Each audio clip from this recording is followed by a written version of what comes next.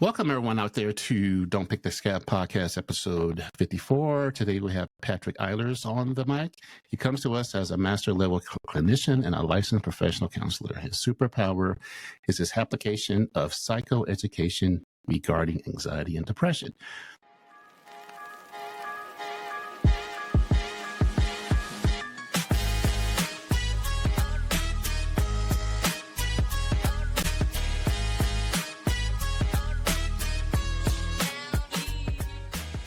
Welcome to the Don't Pick the Scab podcast, with the premise of connecting men over 40 with the tools and community to thrive in their divorce recovery, either before, during, or after a divorce. Check it out. So welcome to the show, Patrick. Tell us a little bit about yourself and background. I've got some questions for you. Awesome. Well, I really appreciate being here, David. Thank you so much for having me. I'm looking forward to our conversation today. And so, a little bit about me. I'm about an 8th year clinician. I've been working since 2016. I've worked in multiple different levels in the state of Michigan, different levels of different practices. So I've been part of different practices that I've around the state. I've worked as a general practitioner, so working with everybody, wide variety of age ranges. Youngest client being 5, oldest client being 62. So I worked with everybody at one point at the beginning of my career. Lots of different diagnosis, lots of different backgrounds, those kind of things. It was a good opportunity to learn a lot about what you liked and what you didn't like, and what you liked working with and what you were able to work with. And so that was a really good experience.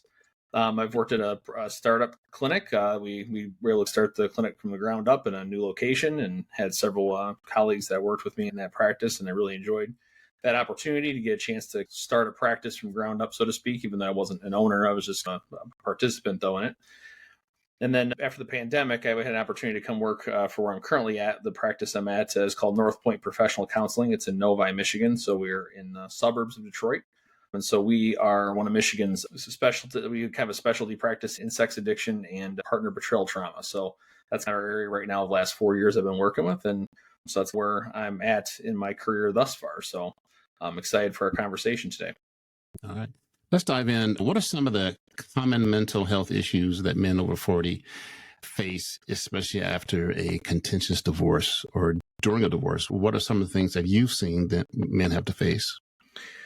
Yeah, I don't know if it's anything maybe so specific for the age range. I think a lot of people, when you go through a divorce or something like that, or a major life event like that, you're going to have a lot of different emotions. You're going to go through a lot of grief. Probably going to go through some periods where maybe there's some elation to that. You're excited about some of those new proposals and changing.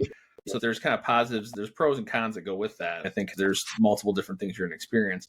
I'd say probably the biggest specific type of emotions, I guess I'd consider, is that obviously you're probably going to have some of the 5 stages of grief. So you're probably going to have some denial, probably going to have some anger, probably going to have some bargaining, probably going to have some of those kind of things come up as far as, hey, well, how do I navigate this new season? What are some things that are going to happen for me moving forward? And so I think when you look at that particular thing in your life, something like that monumental happening, right? Marriage is a monumental, divorce is a monumental. And if that happens, in my experience, it seems like one of the things that people go through is just the word I guess I think about and I thought about when I was preparing for today was corrosion. People tend to get pretty corrosive, I think, in there, especially men do, but women do as well, toward the particular opposite gender, so to speak. I look at women differently after maybe a divorce than I might look at women pre-marriage. So there's some things that may happen with that way. And so I think it's important not to let those sort of corrosive emotions, the anger, the bitterness, the resentment is probably a big word I'd probably pick up there. Letting those things ruminate to the point that they dictate what I'm going to do moving forward, how I'm going to see people, how I'm going to interact with people, what's it going to be like for me going through and going forward in relationships. So there's a big part of that. And I think there's 2 words that go with that. And it's really solitude versus isolation. Men are master isolators. They tend to want to stay away from anybody or anything that's going to hurt them, harm them, which makes sense. We're human beings. And women do that to a degree as well. I think just humans in general do that. But I'd say men are really good at it because men keep going through the life, but they can somehow remain isolated at the same time. So it's one of those things where you see a lot of isolation happen for folks, especially if a major event like that were to happen. And so what ends up happening is I think when you isolate, you have a lot more opportunity to think about either the things you did wrong or the things that the other person did wrong, maybe a little bit of both. You spend a lot of time kind of ruminating on that. And the more you ruminate on that, the more likely that you're going to change how you feel about you, how you feel about others, and you're not going to have a chance to reconnect with people. So it's really important to identify solitude versus isolation, because solitude is much more about, it's a proactive time of being alone with the intent that I'm going to connect at some point down the road. And that connection doesn't mean it's 5 years down the road, but then I think a couple hours of having my solitude, right? So I think solitude is important because it is a time to unplug. It's a time for self-reflection. It's a time for growth, but it can't be isolation for a long period of time. Isolation, there is no end to it. Isolation is, I'm just going to play. I'm going to get on my Xbox and I'm going to play for 4 hours and without any intent of ending. For older folks, it might be, I'm going to watch TV. I'm going to watch movies. I'm going to dive into some of my interests or hobbies, those kind of things. And sometimes those are good things. But I think you have to be aware of where isolation can come into play, because that does disconnect you from other people. That probably is one of the biggest things I see people experience when they go through some type of an event like that. How can men recognize when they need to seek help? Men suck at that. Don't cry. Don't let them see you hurt. How can you talk to my men out there? When do you need to seek help when you can't handle it? Yeah, and I don't know that there's... One of the things that's really hard about that is that everybody's different, right? Everybody has their own... My level of threshold of carrying something is different than yours, and vice versa for anybody, right? There's different things for different folks as far as how they're going to be carrying their own burdens and their own load of things that are happening in their life. I think really where you start to look at where I need to seek help is really at a point where functioning is functioning, but it's almost like you're just going through the motions. And that depends on different periods of time. And I know the word that's been thrown around a lot these days is burnout, right? People are burned out from life, their job. And so I think when you think about being burned out from that perspective, I think that's one of the places where it just feels like every day is the next day. Days start melting together. There's no real thing you're looking forward to. Emotions really aren't changing. You're just numbing out. Men are really good at numbing out. That's something that we experience a lot as as addictions therapist. That, again, pornography is a big part of numbing out. Alcohol is numbing out. Drugs are numbing out. So those are all part of it too. Is if you're using substances to really be able to go to the next day, then that's probably one of those spaces where that could be a pretty big sign for you, as far as, okay, I need to probably start to move toward some assistance and help in that. And again, that doesn't always necessarily have to just look like therapy. I think there is a big part of it is like, therapy is not to be something that is to be intimidating, but it is also something from the perspective of it's connection. It's not just necessarily coming and talking about what's going on in my life or talking about my feelings. It's about connecting with somebody else. And men struggle with that. And so that's an area where, again, from a therapist perspective, therapy isn't always about, hey, we're going to just get to the root of issues. Because a lot of times people know what's going on. They just don't know how to necessarily, they need somebody to help walk with them in it. And that's really what a therapist is there to do. Let's talk about buzzwords, man. There's so many buzzwords in divorce, and you're smiling because there's so many buzzwords. So my favorite / unfavorite buzzword, because I'm still trying to find definition, is mindfulness. Mindfulness. What the hell? Yeah. A lot of people talk about that. How can a man practice mindfulness? Yeah, and again, the default answer I want to say is that everybody has their own version of it, but that's not the answer to your question. So I would say mindfulness, I think, is really twofold. And we just talked about solitude. One part of mindfulness is being able to, we just talked about numbing out as well. It's about allowing myself to feel the feelings, right? And again, that's a statement that's made a lot too, right? One of the things that I think as human beings, especially in our culture right now, is that we want to talk about things that we're struggling with, but we want to talk about them as that's something that's going to gain more attention to folks. A lot of times there's things thrown out there as, hey, I'm struggling with this, so this is a way that I can get people to listen to me. I can get people to hear what I'm going through. And to some degree, that's a good thing, right? We want people to talk about what they're struggling with. We don't want it to be fake. But I think authenticity comes from a place of, okay, I'm recognizing that this is something I'm struggling with, and this is what I'm going to do about moving forward with it. And I think when you think about mindfulness, it's about, rather than numbing those feelings out, rather than saying, okay, I'm going to do the thing that's going to make me feel less this way. Another way I would consider it is that my colors in my life are too bright, so I need to turn them down a little bit. That's what I'm numbing out on. I'm allowing myself to feel that. So I'm journaling, I'm getting in solitude, I'm reflecting on what I can reflect on. I'm allowing myself to experience those feelings so they don't just get bottled up. The way I think about it is, emotions are like energy, right? They have to come out some way. You mentioned earlier, a lot of people are angry. That's one of the ways that emotions come out. That's the power, so to speak, of emotions. When people talk about going to the gym and they fight and they do exercise and have a really good workout, that's energy coming out. Part of that, yes, is their own energy in their body, but part of it's also emotional energy too. Energy that's inside of us has to come out somehow, whether or not we're going to write it, we're going to say it, we're going to speak it, we're going to yell it, we're going to sing it, whatever it is, right? It's got to come out somehow. So mindfulness is about allowing that energy out on one part. The other part, I think, is that it's identifying what that power is, right? It's identifying what those emotions are and of familiarizing myself with that to a degree that I don't need to be afraid of it, right? Because one of the things that men tend to do is they tend to avoid the feelings that are uncomfortable, just like a lot of people do, but certainly men are really masters at that. They avoid what is uncomfortable. And so when you're avoiding that uncomfortability, you're not familiar with what those emotions are. So a really good tool, you can go right now on Google and type in the Calm app emotions wheel. It'll pull up this emotions wheel, has all these different emotions on it. That's a good tool to start practicing mindfulness, because now you have something to identify some of those emotions that a lot of people are avoiding, right? And so feeling those emotions and knowing those emotions and getting familiar with them, that's all really it's about. It doesn't mean that you're going to make something make it go away or that you're going to make it just magically disappear. It's more about that's part of the human experience. And if we can harness the knowledge about that, it allows us to become more whole in who we are.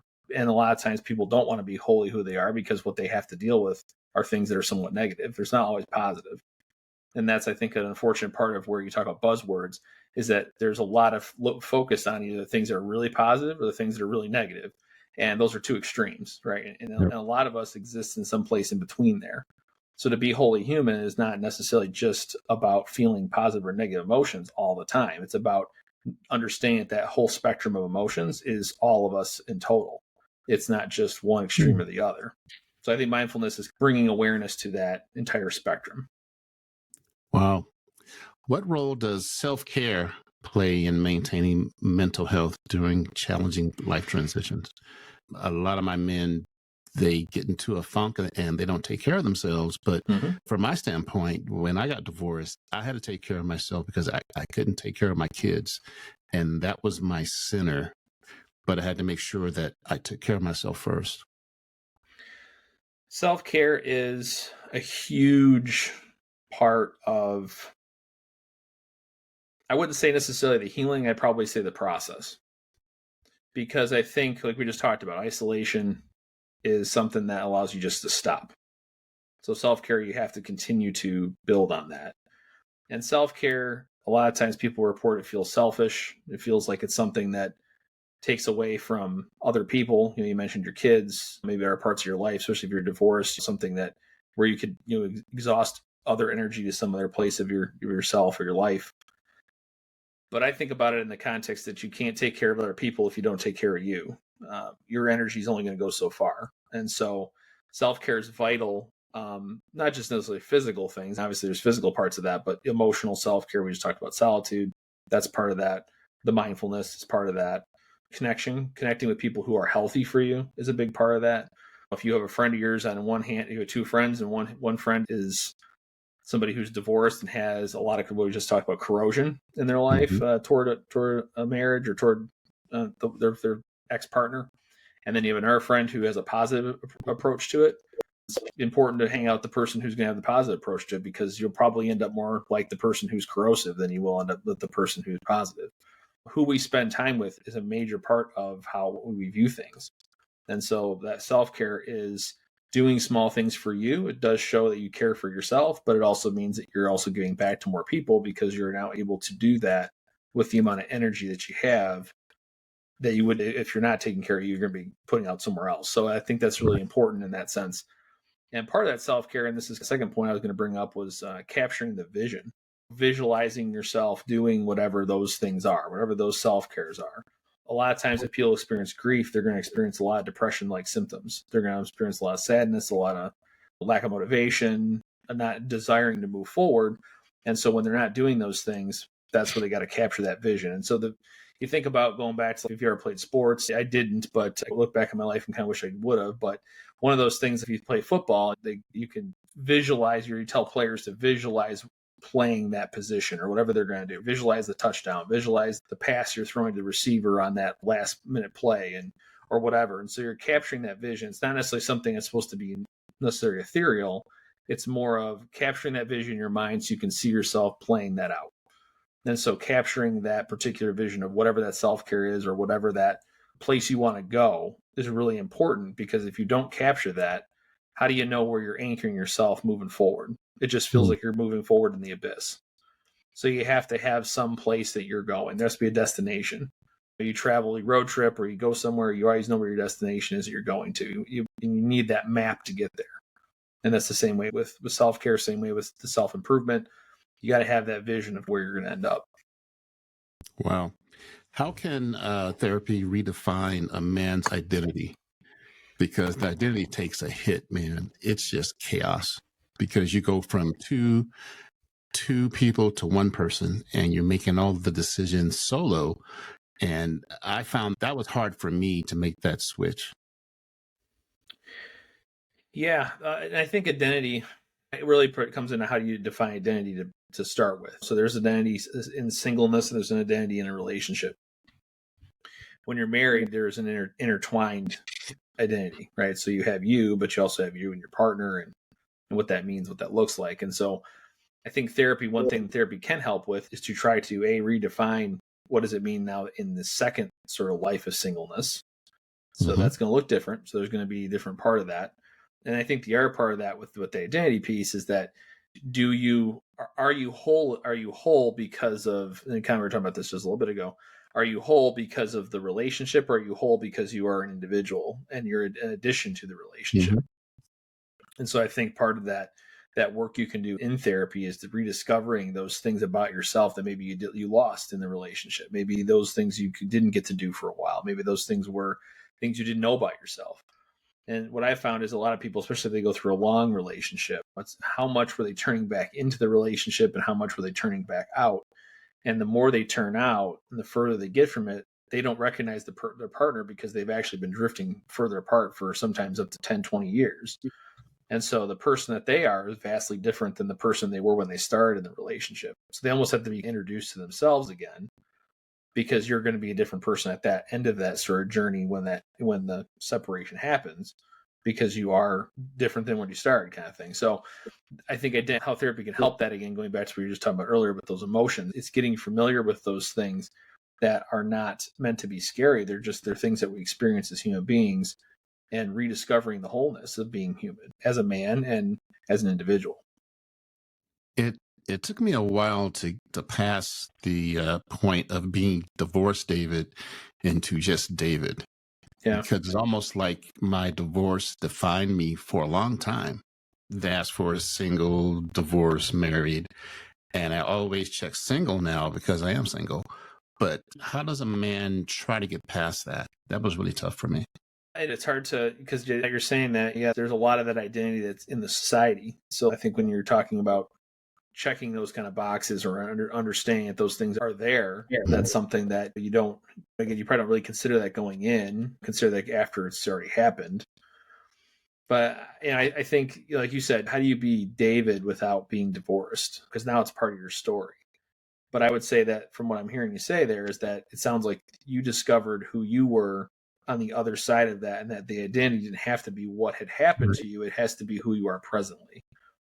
Versus, and I think that's, and a lot of times, and then this comes up in our places with our parts of mental health, right, is that therapy tends to look at the past and what has led people to where they're at. And usually people are really good at knowing their stories. So I don't always necessarily know that. I used to believe that was really helpful for people to understand how they got to be a certain place. But usually people have a pretty good idea how they got to where they're at. It's a matter of acknowledging and dealing with where they're at, more so than what they've done to get there.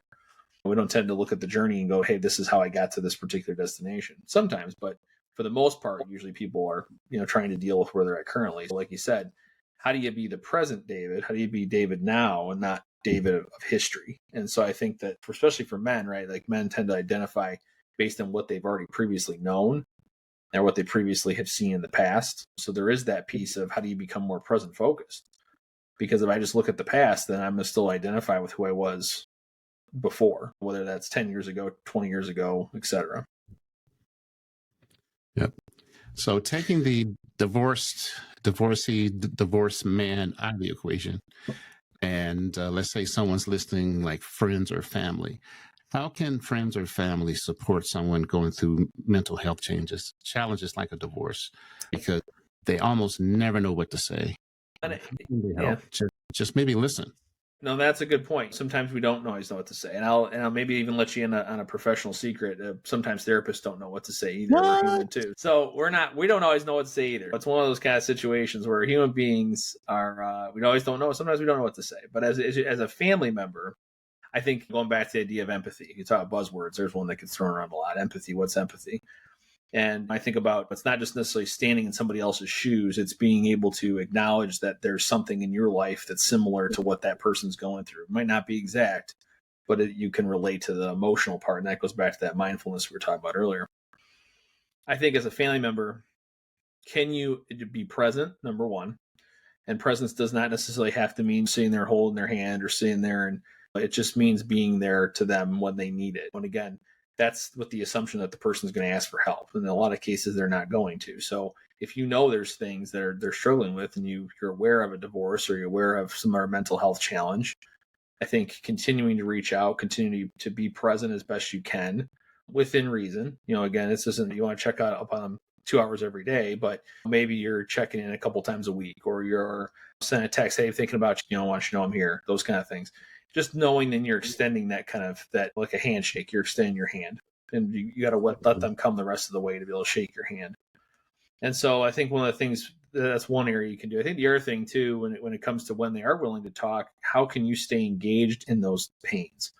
Men particularly, but across the board, I would say human beings tend to start to back up a little bit when those uncomfortable feelings start to come out. Those things are struggles, whether they be anger, sadness, other types of struggles people go through.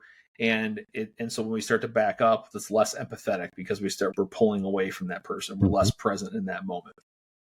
So how can we be able to, in those uncomfortable moments, still be staying present, still making eye contact, still listening with intent, listening with understanding?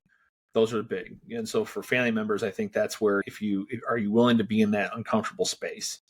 Because one of the things about empathy, and for those of you who know the Brene Brown video, the one about the empathy versus sympathy video, one of the things I take away from that video is that empathy is about connecting with people, but sympathy is about making me feel better. Sympathy is about telling you, hey, at least it isn't this bad.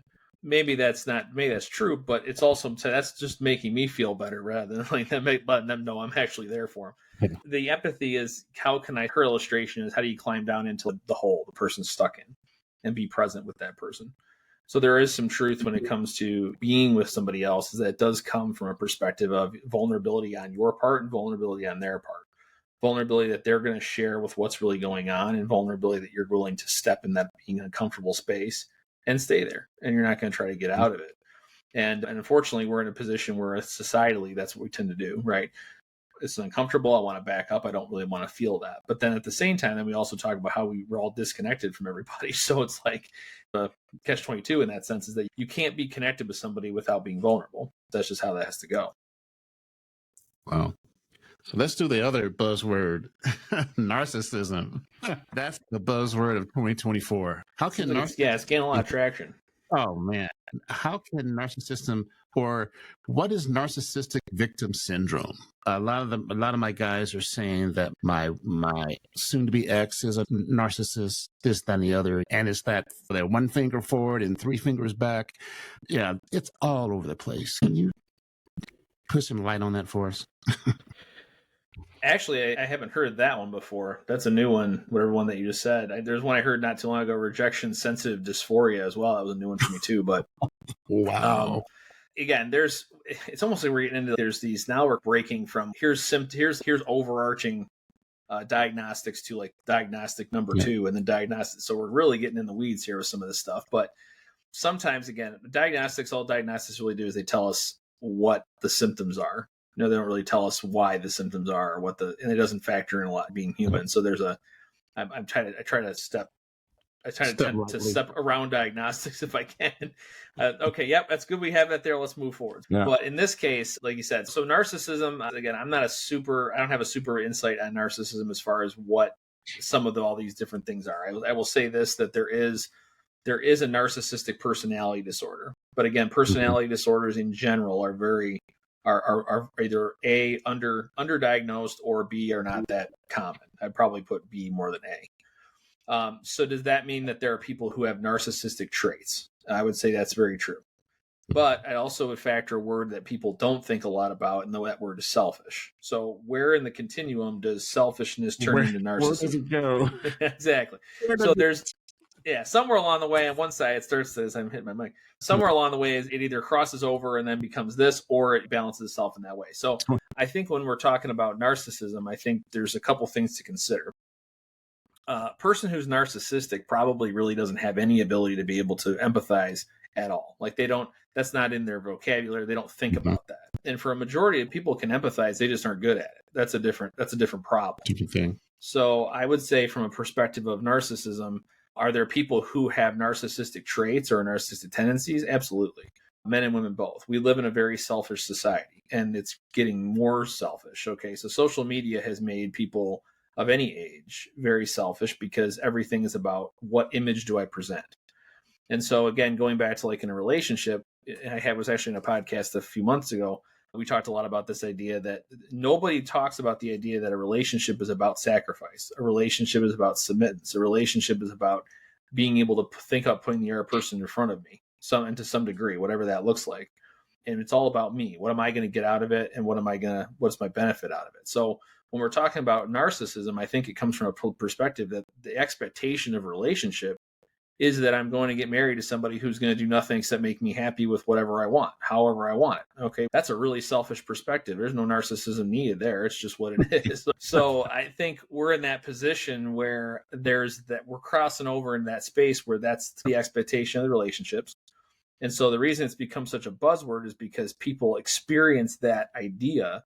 They just don't know how to label it. They don't want to label it as selfish because selfish sounds a lot worse than narcissism somehow. I don't know how that is, but that seems to me to be on the less of the continuum. But both of those words they become highly focused because people are, now again, when you look for traits, this is what I'd say, when you're looking for symptoms, you're going to find them. So if you want to look for someone to be a narcissist, everybody will be a narcissist, no matter what the case is, because you can look for those symptoms and you can find it even if you're not intending to. I don't know if that answers your question, but that's a little 2 cents on that. All right, Patrick, the half hour, my men have a half hour attention span. So we're going to close this up because I realize that. So you got one thing to impart to my men over 40 out of everything you just said to me with the past 29 minutes and 48 seconds. What is the one thing you want to implore them? I close a lot of my podcasts with this line from Switchfoot. It's a band, and one of their lines is, "Every breath is a second chance." And that is true for everybody that's alive on this earth. We have our opportunity in the next breath we have. You're not guaranteed to stay in the same space. And it doesn't mean that same space is going to be where you're going to be in 5 minutes, in 5 months, or in 5 years. And so every breath gives you an opportunity to move forward. And so you can make another decision. You can make another choice today. You can move forward. You're not anchored to where you're at, and that you do have hope. And hope is for the things that have yet to be seen.